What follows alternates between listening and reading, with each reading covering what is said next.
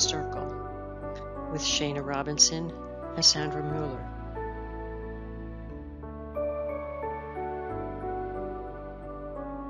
This is a place where we are all students and teachers to each other. A place where the warrior dares to begin. The adventurer follows curiosity. The healer discovers the medicine.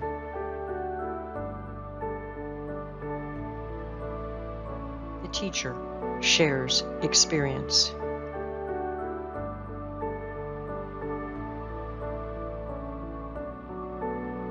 Find inspiration to follow your own truth. And join us as we square the circle, knowing that the drum is the heartbeat, calling all to one. Good morning, Sandra. How are you? I am well. Good afternoon to you. I know. I am in Europe, and we are separated by ocean, a big, beautiful ocean. But we are together. Yeah, and we're spanning the globe. Exactly. So, welcome, Squaring the Circle. Welcome to anyone who's come to join us as we have this conversation. I'll let Sandra introduce herself first. Please, go ahead. Thank you. Well, my name is Sandra Muller, and I was born in Chile, and I now live in Switzerland mostly, and also in California for the last 30 years. And I am trained as a gemologist and a jewelry designer. My love for passion for gemstones and minerals was developed at a very young age. And it wasn't until I discovered shamanism that I felt completely fulfilled and overwhelmed by the possibility of being able to, understand the wisdom of the universe, and also being able to be here and there where all the wisdom of the helping spirits is, and going back and forward. It has taught me so much. It has enriched my life. I was always a searcher of the heart, basically, of the inner realm. I learned to practice meditation at a young age, at 20 years old. And I still love that. I think that has given me such a beautiful foundation. And my life is getting more beautiful and richer and really more interesting every day. So I'm so grateful to have met Shana and her husband Dana, who have been, one of my teachers in shamanism, both of them. I've gotten through a lot of training with them, and I've enjoyed so much all the training and all the expansion. And so, Shana, I'm so grateful that we can have these conversations together and explore a lot of the different medicines that, the vision of shamanism can provide for us. Thank you, Sandra. Boy, that's beautiful. I so appreciate it. And frankly, we are all students and teachers to each other. So anytime that we've been together, I always feel enriched by what has happened, our exchanges. So what more can I say? I just feel blessed. But anyway, I'm Shana Robinson. I too have been, Sandra calls it a searcher, I've been a seeker. I've always had that want to know, want to pull back the veil. And our tracks have probably been very similar because about the same age I learned to meditate and continue to explore. At the time when I was studying anthropology, we would read about people doing these amazing things in anthropology, but I was on that cusp where that participant observer role hadn't bloomed to fullness. So the teachers I had at the time were very much, okay, we look, don't touch, which is why I was in the meditation track. But then I was so blessed. I did a trip to the Canyonlands in Utah, here in the United States, where I saw rock art. And I'll never forget that seminal moment where I saw one of the figures, I think it was from the basket weaver culture. We can talk about rock art another time, standing next to a crack in a rock. And I felt that this figure was guarding an entrance. And that entrance, for me, as I came to understand it, was to the lower or underworld. Some people call it under. I like lower. Underworld's what happens in New Jersey, but lower world is where we go when we're shamans. So it was that moment that I realized that I had to step out of observation and become a participant. Wow. So it's been an interesting ride. I don't even know where to go from there other than to feel pretty gobsmacked that I have helping spirits, reliable friends and allies, that I can sense their presence, I can sense their guidance, and it's brought a fullness to my life. I don't just sit in ordinary reality. There's another whole reality beyond that, which brings us to this completion, although we're never complete, because as searchers and seekers, we're always looking for how else can we understand this. But the true joy of it is bringing understandings to other people who haven't even had an inkling or a peek into that other realm. And to have people suddenly have the experience of peeking into the other realm and going, whoa, now I get this, and them. I think you and I may have even had the same experience at one time or another ourselves. Of course. Holy smokes, that's what that was about when I was a kid, or that's what that was about when I was a teenager, and suddenly we begin to frame our lives in different ways. So enough about me. Um, No, beautifully said, because we need to explain a little bit what is shamanism. Sure. And I think you are the perfect person to do so. Are you ready for it? I am. My nickel definition. Um, yeah, sadly, a nickel definition, when I think about a small couple words to describe shamanism, I mean, you need like $100 bill because it's so much bigger than what one would think. Academically, people have tried to define shamanism for years, and there has been such controversy in the literature. So I look at this from two different angles. Is the way I come to it. People are very protective about the word shaman, thinking that it should really only be applied to those practitioners who live in Siberia, where the word shaman actually came from. Oh. Because every other culture will talk about them using different language. They have a different word. However, as things come to us through academic literature, public consumption material, if you want to call it that, shaman is the word that has stood out to be the signifier for a person who is able to actively engage purposely, there's an intentionality to this, with the spirit world. And not only is there an interaction, it's a two-way interaction, so that I can talk to them, they communicate to me purposefully, intentionally. And in the process of that communication, we are able to make changes in our lives and bring information, healing. Those tend to be the two major forms of shamanism that I consider practice, to a community. It's very much a community service, the shaman.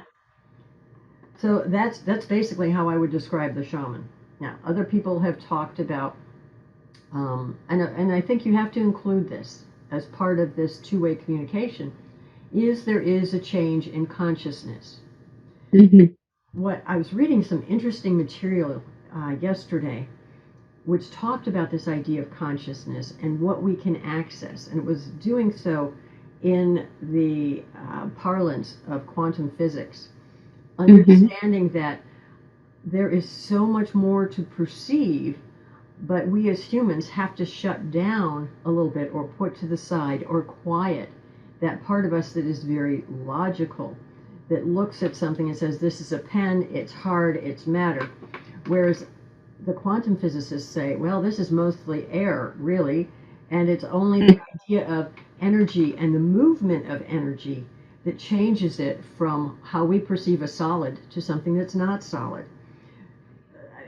Complicated conversation, and I'm in no position to have a discourse on it now. But the changing consciousness is what allows us to shift, almost like a radio, the dial on our attention from this very awake place where we are, that, okay, you and I are speaking together, to a more subtle place. So we shift on the dial, and as we shift, we're able to open to different channels of understanding and communication. So that's an important piece of it. The work I've done has always been with monotonous percussion, what we would call a sonic driver. The drum, immediately the drum helps to change those brain waves, bring them into more synchronous patterns to the point where you can shift your attention away from the physical concerns to a different level of awareness. And there are great cultures, and it's been said, because they're most of them in humid lands, like in the Amazon, where a drum could not hold a tightness of skin to create the timbre that's required. So they use plant medicine. So there are things like ayahuasca that people use in shamanic practice. However, that is not something that most shamans do. Many of them are percussionists, sonic drivers. So I don't know if you want to talk about your experience with some of this. Well, I want to ask you if you believe or know that if we can all access this altered state of consciousness, because it seems to me, I'm kind of new at this. I've only been practicing shamanism for maybe 4 or 5 years. And it seems to me that it was very easy for me to access this other reality. And in my way of seeing this, I would imagine that it is very easy for everyone to do this, as long as there is a little bit of concentration, a little bit of understanding of the modalities, of the know-how of how to do this. Do you agree that every human being is capable of accessing this? Complicated. I'm going to give you a complicated answer that really is yes, with qualifications. I think everybody's hardwired to do this. As humans, we all, unless there's a problem that's an organic issue, I think we're all hardwired to be able to do this. The challenge I think we have more often than not is our own thinking process. We are our biggest impediments to any kind of communication with the other realms. I can't do it. I don't know if it's real. What if I'm making this up? We have all of these thoughts that are like stumbling blocks to just allowing the natural flow to come into being. This is also an issue as we think about certain professions, and this is what I've noticed. Lawyers, engineers, and artists, and which is interesting, the visual artist. Those three people who work in those fields tend to have a lot of difficulty accepting and going with the flow. I have no idea if it's just because there is, for a couple of them, there's this really strong logical mind that really has to be surmounted to allow. And I think I don't even know with a visual artist what it is sometimes that is the impediment. Oh, which is interesting to just see, because you would think an artist who sees Right. colors could just like go and have these amazing And experiences, but sometimes that's not the case. And that's just my experience. And I have to say, if I had the head of a pin here to show you, mhm, my experience would probably cover half, maybe even a quarter of the head of the pin. So it's not mhm. exhaustive. Well, it seems to me that if we would have learned this as children before we became lawyers and, you know, doctors and very, uh, you know, elaborate human beings, when I would imagine that children would have no difficulty, Hmm. because to me the way I learned was jump starting this possibility through my imagination. Absolutely. It was like the, the way to start that going, and children are so good at that. Absolutely. So it brings back, a feeling that maybe in education it would be wonderful in the future if, as children, we are always taught to see the entire universe as part of us, Hmm. not separate from us, that we are here and the rest is outside, because we are universe, and we are made of life force, and we are alive, our hearts beat, everything's so magical that if we could just as a child start learning about this important aspect of our lives, right, then we would not have to relearn it as an adult. It would be natural. Hmm. And And it is so helpful. Sorry to interrupt you. no. It's so helpful to have access to this possibility, because really, I personally use my helping spirits, for everything, for comfort, for um, knowledge, for divination, for asking a question that I don't know how to proceed in something, for work things, for, should I travel here or there. And their perspective of my life seems to be that they know me so well that they're always able to very quickly assess the situation and give me a solution. But it is for me very based on trusting them, having a relationship with them that is just like friends. You trust your friends, you know who your friends are, you know their personalities, and my helping spirits are like that. They're a group of helping spirits that all have different, shapes and physical. I see them in the physicality, each different. And I know they even have personal abilities that differentiate one from the other. When there is something needed, then one will come that I know has that capability. And it's so beautiful. It's such a beautiful work. And the fact that it is not religious, it is not, it is open, it is universe for me. It is just like a way to open myself up to all the possibilities that the universe has offered me, because I have a body, and I know my vessel, my body is very short lived, and this helps me feel that I'm squeezing the juice out of life, that I'm taking life and exploring everything. That's beautiful. Absolutely.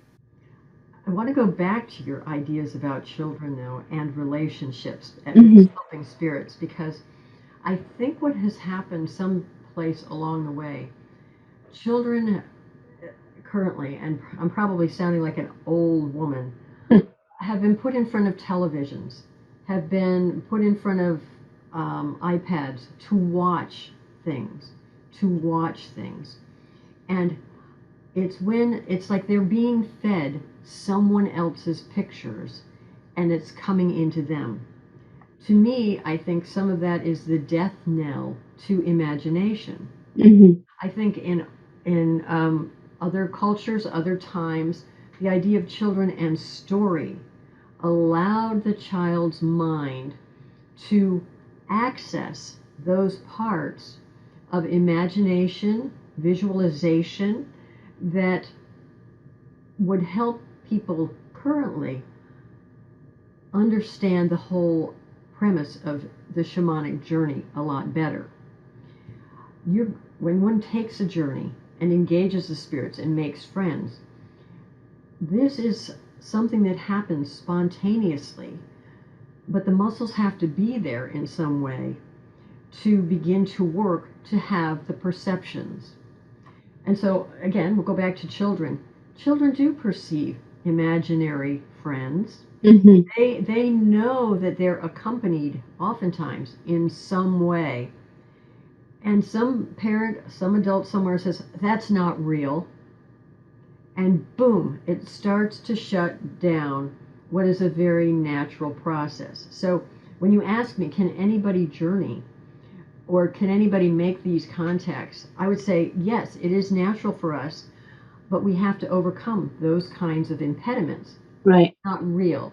You don't have an imaginary friend. There's nobody there, kind of thing that happens. But it also brings to mind this idea of perception. A lot of times when people talk about having journeys or engaging the spirits, they're saying, I see, I saw. And there's this emphasis on vision, sight. Mm-hmm. So people start looking and thinking, okay, my eyes are closed, and they're looking on the back of their eyelids, really looking hard to see what's on the back of the eyelids. And I came across something that was a brilliant way to talk about it. We're not looking at the back of our eyelids. We're looking at the screen of our mind. If you think about it, the screen of your mind, Mm-hmm. which somehow seems to be out here somewhere. So this idea of perception shifts outside of ourselves, like you were saying, opening to a bigger space. And of course, not everybody's a seer. Some people hear, some people smell, some people taste, and some people just know. Mm-hmm. So we have these, we call them psychic centers, where if we pay attention to them on our body, we begin to affirm those modes of perception. We feel in our solar plexus. We hear, not so much in our ear, if we affirm the area just above our ears. Our Mm-hmm. eye, it's right here in the forehead, Wow. going through the top of the head. These are the psychic centers if we pay attention to them.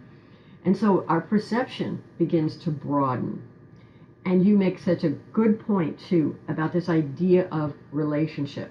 Because if you ask me to define shamanism again, without all the fancy lingo about two-way communication, I would say that it's a process of building relationships Mm-hmm. with beings who share a broader reality. And certainly, you need to have the altered state of consciousness. It's a two-way street, but it is building relationships so that you can work with the information you get and share it with community. Could you help the people who are listening to make a distinction with, we talk about spirits, right? Who are these spirits? Because we are not talking about spirits that are in this middle world that we are, calling ghosts. So I would love for you to explain the difference between the helping spirit. Okay. Well, okay, so you've just made the important distinction, the helping spirits, because those spirits, okay, a spirit is an animate essence. So we're Mm-hmm. talking about an animate essence. It has varying degrees of power. And and power, as we think of power, it's kind of an energy and intelligence. And I would say certain spirits have varying degrees of ethics.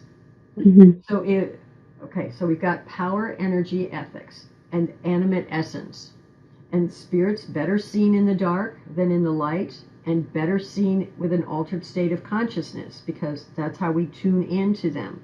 they're running it like a different wavelength. If you want to listen to WMMS at 101.1 on your dial, if you want to go to 98.6, you have to shift your frequency. Same thing. So, okay, so we've established what a spirit is. We have, in shamanism, there are three different realms, and this is something that's fairly cross-cultural. We have the lower world, middle world, and upper world. Now, they all sound like they're hierarchies, right? It's just directional for the shaman to understand a way to adjust the dial. I'll put it as simply as that.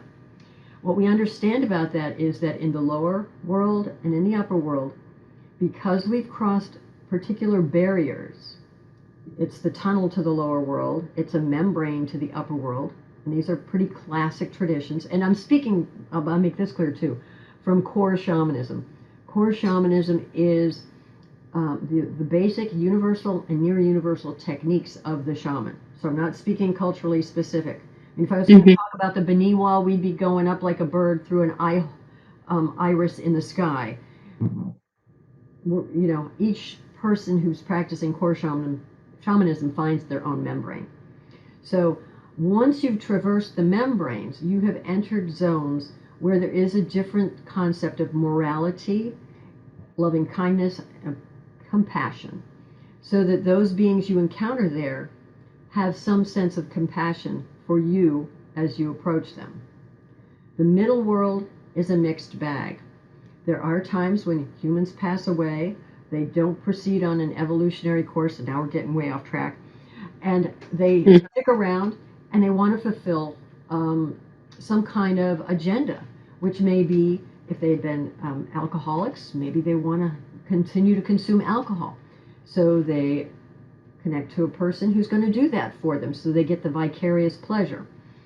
So that's what the distinction really is the spirits you encounter outside of this middle world realm. After you've traversed the barriers, those are the compassionate helping spirits, typically with your best intentions at heart.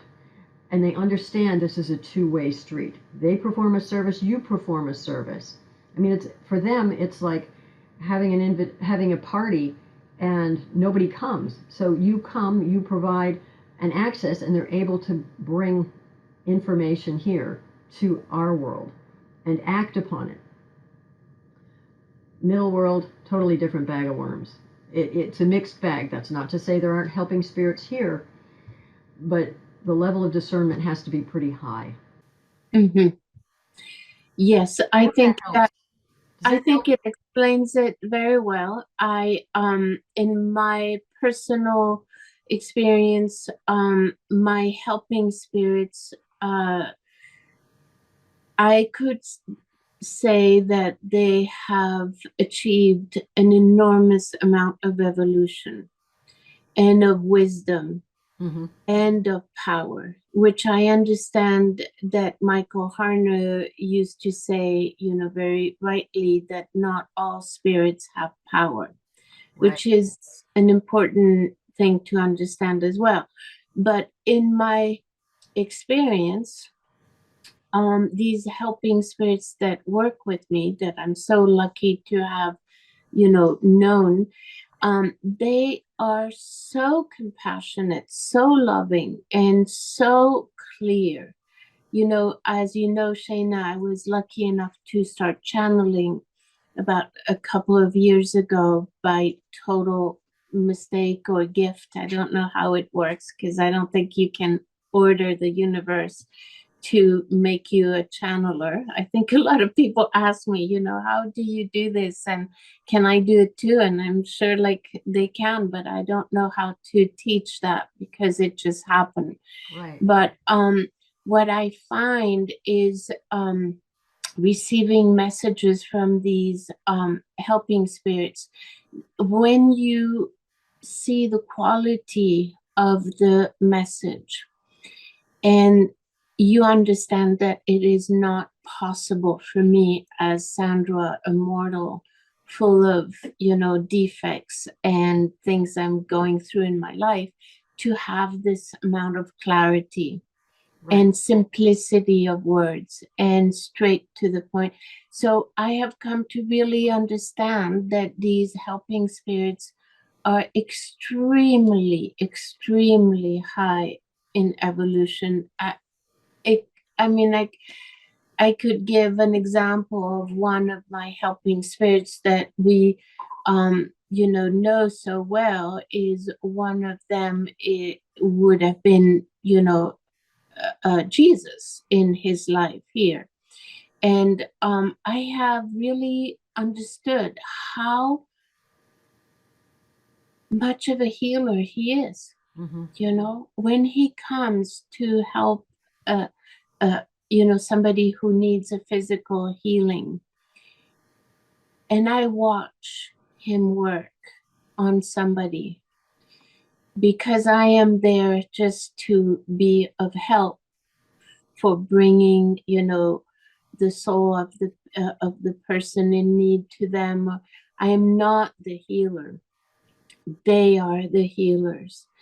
And when I watch and I learn from them, I understand with my entire being that I'm not dealing with, a spirit that we would be scared of as a Right. ghost or, a banging door. I'm having an experience that is absolutely overwhelmingly beautiful. And that I used to hear that shamanic practitioners or shamans would have this ecstasy, you Right. know. And the first time I encountered that feeling of ecstasy, my physical body could not hold that amount of ecstasy for that long. It was so that is how you start trusting also Right. who you are dealing with and who you're working with. It is giving it a little bit more chance, to learn about them, to investigate who are these helping spirits. And then it makes sense to me that we are never alone. We couldn't be alone. We wouldn't survive if we didn't have these some people like to call them guides. We like to call them spirits. But, we have these helpers. And it makes life starts to make so much sense after this experience because all the things I couldn't really, really understand, I have direct communication with them. So I can ask them, how does this work? And what about pain? And what about this? And what about depression? And it's just overwhelmingly beautiful what happens. So I feel very grateful. And I really think that everybody that has any interest should give it a try because it's not that difficult. If I manage uh, to complete this and to really enjoy it, there you have it. I'm really a normal working, person that worked all my life. I've studied. I read a lot. I'm always interested in everything. And if I can do it, you can do it. I think that's great. It's true. It takes time. It takes patience. Um, Yes. and I just want to punctuate one of the points that you made that was so spot on. Um, and it has to do with the ego of the shaman. The shaman is often considered the hollow bone. Hmm. That means that as a channel of request for help for the community, the shaman needs to be as clear as possible Hmm. to allow what the helping spirits are providing to pass through. Now, that's not to say that the shaman doesn't have a role, because if you don't go and ask, things don't get done. And of course, Right. this is within the bounds of ethics. Somebody's asked you for help, giving you permission to ask the question. But the point you make is that the helping spirits are the ones who are doing the work and bringing the healing. Right. So the shaman knows the techniques of contact, knows the techniques of physical assistance for the non physical spirits. Yes. But it is their power, it is their wisdom and knowledge that is doing the work. They are the healers, which I think is a beautiful thing Yeah. to have you remind us of as we have the conversation. So important for me because as much as I can, I love to help because I love the feeling of being at service, in my community or Right. and as much as I love that, I don't want to mess up. So I'm constantly working. I know I'm human and I know the ego, can start to activate very easily. Right. And I'm constantly asking it and working on that because I don't want to have them retrieve that power, if you want, or that accessibility or that possibility of connection because I have such a beautiful time. And so, yes, it's very important for me to do this work with the heart of a child, It is. not, it's not me, it's them. Mm. It's just that in my life, at some point of my life, I asked the universe to be of service. And they seem to have a very good, strong ear because I hear it. from the, yeah, they heard it. And from the day I asked, my life started changing. And now I am at service. So they say, watch out what you ask for because you might get it. And Exactly. Exactly.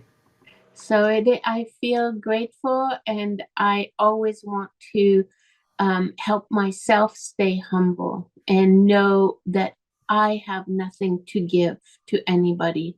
I am not a healer. I am not,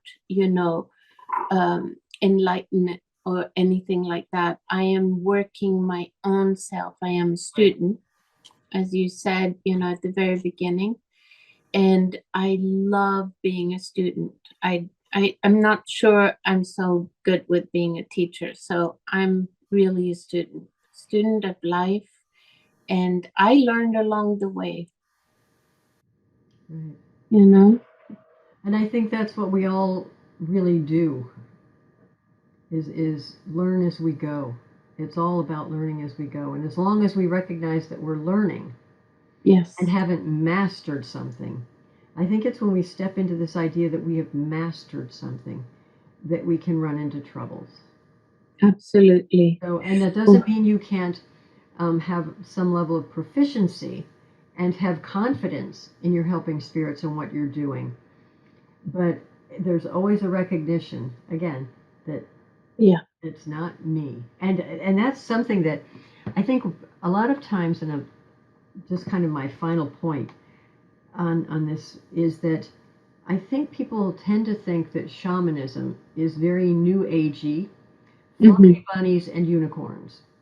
That was one of my teacher's favorite things. This is not fluffy bunnies and unicorns because there are times on shamanic journeys and in doing healing work for other people, you do meet with certain things that are less than pleasant. And you Mm-hmm. have experiences on these journeys that are maybe not what you really would like to have, but you know you're there for a purpose. You know you have backup. You know you have help. And you have to deal with that. So it's not all fluffy bunnies and unicorns in the other worlds as you work. And as a shamanic practitioner, we always have to be very conscious of our shadow because our Mm-hmm. shadow is it's not something to be hidden in a closet because our shadow is what reflects light back to us so that we can be light bearers, if you want to call that. Mm-hmm. Recognizing that we do have shadow aspects of ourselves, those parts of us that have doubts, that have fears, that are triggered by various things. And by remaining conscious, as you say, of the fact that we're entirely human, we have our foibles, and oh my gosh, I'm being triggered again by that thought. Okay, I can hold that space and yet continue. I think that's important to be able to do that and constantly attend to those shadow aspects that surface. Yes, and for me also to enjoy this amazing connection with my helping spirits because they're so compassionate. They know that I need help in order to help somebody else, you know. So Right. sometimes they're so sweet and lovely and amazing that sometimes when I ask for help for somebody else, they start by treating me Ah, because they interesting. know that I am that day, you know, I might be in my head or I might be busy or I might be sad or I might. So, in order for, and this happens all the time, Hmm. in order for me to be centered and in the best place as a hollow bone, what you were saying, you know, sometimes they have to treat me first. And I find that so amazing because I always notice that they know everything. So who are they? So that's so amazing. I mean, the fact that we see them as spirits, you know, that are so compassionate. I like to think of them as energy Hmm. because you know, channeling the book that I recently wrote, I asked them, you know, this question, and they answered that they take on different forms depending on our cultural beliefs and depending on our liking.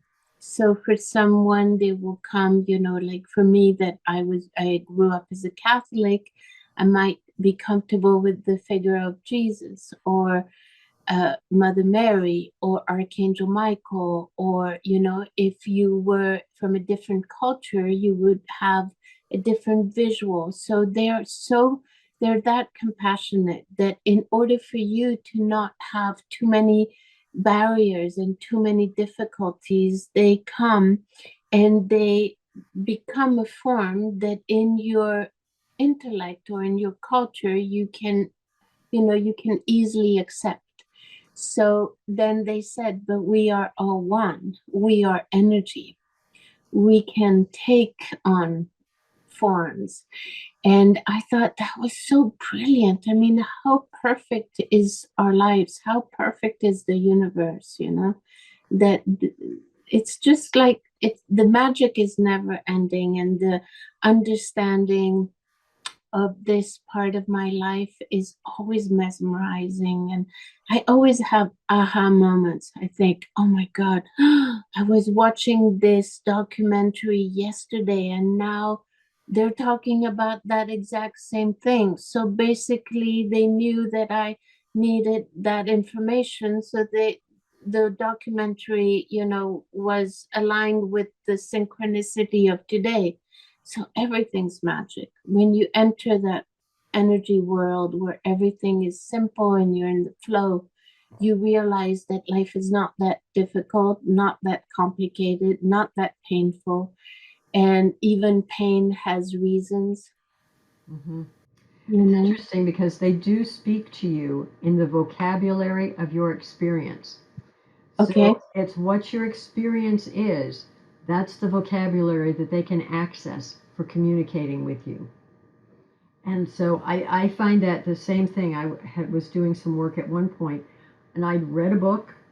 I'd suddenly acquired this new information, and the communication the next couple of days was in that language, in that Wow. vocabulary.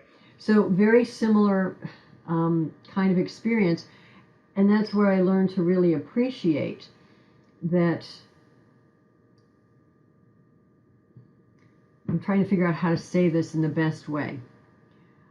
The greater access we have to information comes with, and at the spirit level, comes with the more open to information and experience we are on this plane. Because Okay. it is through the experience on this plane, as open as we can be to it, that we acquire the vocabulary so that when they communicate with us, it is as clear as possible. So if I haven't experienced perhaps a mountain, the best way they can talk to me is about a big hill. Um, I can understand it. I will understand it, and they will do everything they can to help me get it. but I think it facilitates their communication as we remain open. And I think that also inspires us that as we remain open to experience on earth and acquire experience, not so much as in like, give me acquisition, we're not greedy, doing this little thing, but just open to experience and expansive in our outlook, the more easily the communication can come. Mhm. We haven't limited the way we think or limited the way we perceive or experience. Yes, that brings me to remember a day that my helping spirits told me about a year and a half ago that I was going to write a book. And I said, I'm dyslexic. Language is not my thing. My friends laugh. I never speak anything correctly. I make mistakes in the three languages that I speak. I'm not a writer, that I have very clear. And they kept on insisting. And I said, one day I asked, why do you want me? There's so many other people. And they said, exactly because of that, because the healing frequency of sound, of words, is very important. And they said the fact that you're so dyslexic and so disattached to words don't mean a thing to you. We are able to transmit words without you judging them. If you were, an English major, your brain, as you were saying before, your brain would be an automatic judgment. This is not the correct way of saying it, or this is not. And for me, it's totally different because I have no idea what I'm writing in the book. I have no idea what I'm saying. It just flows. And sometimes I have to look at a dictionary to understand what a word that they were showing me means. So if I see the word in channeling, I try to quickly write it the best way I can because I don't know that word.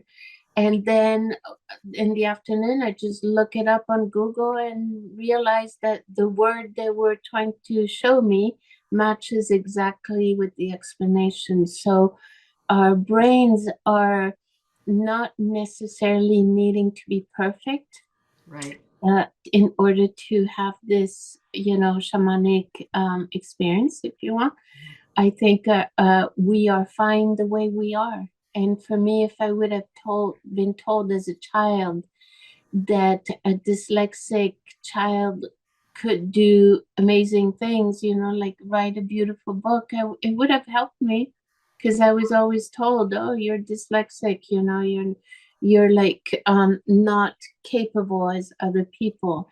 And so I think, yeah, that's also compassion for me, that they take us just the way we are Hmm. and work through us. And actually, those impediments that we talked about, those things that are in the way, I have a spiritual teacher who would say, what is in the way is the way. Uh, Because it is as we confront that, that's the whole shadow work, that's that whole limiting thing.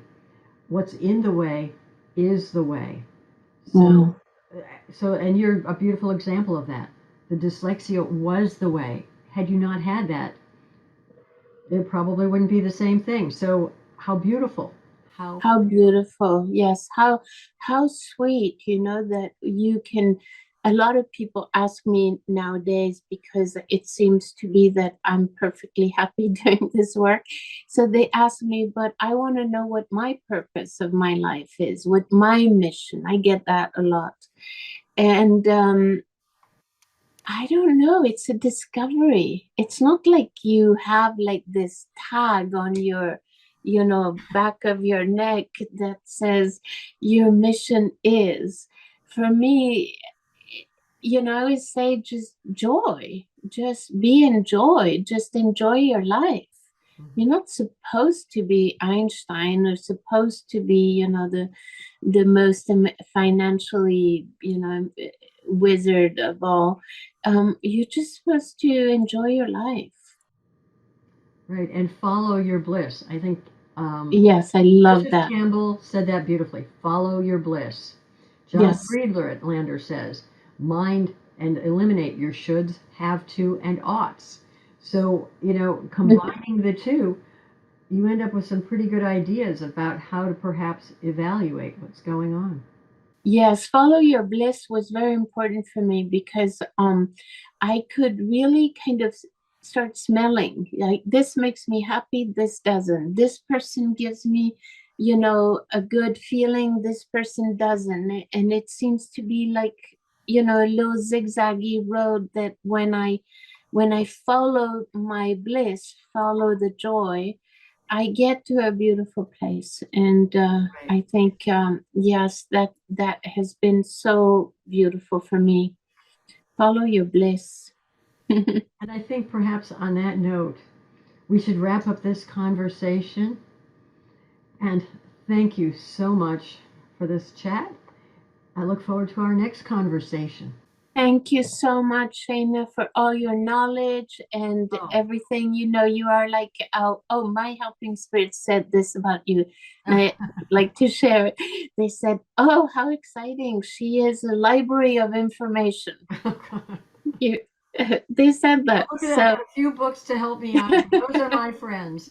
Yes. she's a library of information. So here we have it. Shana Robinson, our personal library of information, And Sandra willing Muller, to share. and you are our fount of joy. So Oh my God. here we go. Here we go. What a good match. Alrighty. Thank you so much. Thank you so much, Shana. Thank you. Bye bye. Bye.